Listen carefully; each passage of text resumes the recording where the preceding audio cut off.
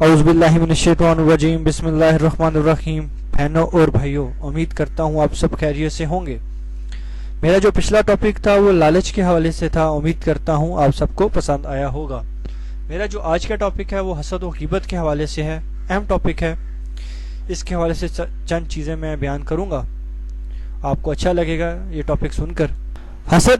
हसद का शुमार इंसान की सबसे बड़ी खराबियों में होता है।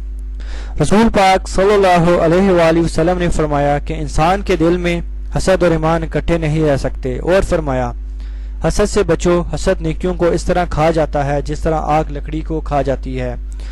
जितना बेवकूफ़ इंसान होगा इतना ही हासिल हो सकता है, लेकिन अक्लमंद भी इस कमज़ोरी से नहीं बच सका, क्योंकि ये इंसानी नफ्सियात में शामिल है। हासिद कभी खुश नहीं हो सकता, वो हर वक्त किसी ना किसी से जलता रहता है। माली तौर पर अगर इसके पास हज़ारों रुपए हैं तो लाखों वालों को देखकर, अगर लाखों हैं तो करोड़ों वालों को देखकर जलता रहेगा। खुद को दूसरों से बेहतर जानना, ख्वाह मख्वाह मुसाबकत करनी, इन चीज़ों से ही फैमिलियों और लोगों का आपस में हसद और दुश्मनी का आगाज़ होता है। रूहानियत में मसरूफ़ लोग इसकी खसूसियत एहतियात करें। बाबा फरीदगंज शकर फरमाते हैं, अगर आसूदगी चाहता है तो हसद मत कर। हसद से आदमी दूसरों का नुकसान करने और इनको बदवा के चक्कर में पड़ता है, या जादू टोना करने के चक्कर में पड़ा रहता है। हमें चाहिए कि हम हर हाल में हसद से बचें। हसद के बारे में एक बात आपको ये भी मालूम होनी चाहिए कि हसद करना तो गलत और गुनाह है, मगर हसद कराना भी इससे कम नहीं है।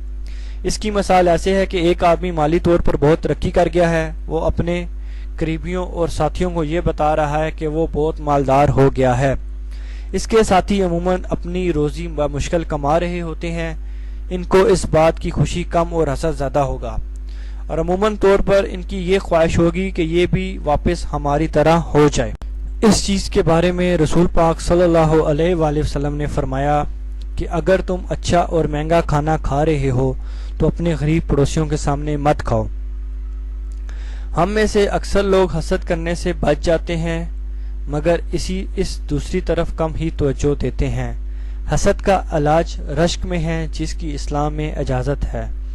रश्क ये होता है कि जब भी आप किसी ज़्यादा कामयाब आदमी को देखें तो अल्लाह से कहें कि इसे दिया है मुझे भी दे दो। हासिद की सही मिसाल इस आदमी से दी जा सकती है जो किसी दूसरे आगे बढ़ जाने वाले आदमी को देखकर ये नहीं कहता कि दूसरा आगे बढ़ गया है, बल्कि अपने मुंह पर एक जोरदार का थप्पड़ मारकर ये कहता है कि मैं तो पीछे रह गया। वो थप्पड़ इसे एक बार नहीं, दिन में कई बार पड़ता है। यानी जितनी बार दिन में वो हसद करेगा, फिर ये आदमी लाजमी पीछे रहना शुरू हो जाएगा, चूँकि मनफी सोच का इस पर गलबा होता चला जाता है।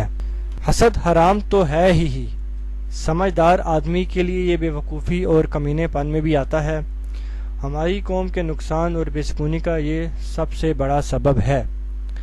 ये भी याद रखें कि हासिद शाज़ो नादिर ही अमीर हो पाता है। मेरी आपको एक नसीहत है कि हसद अपने जानी दुश्मन से भी ना किया करें, वरना आप अपना नुकसान और इसका फ़ायदा कर रहे हैं। उम्मीद करता हूँ जो चीज़ें मैंने हसद के हवाले से बयान की हैं आपको पसंद आएंगी।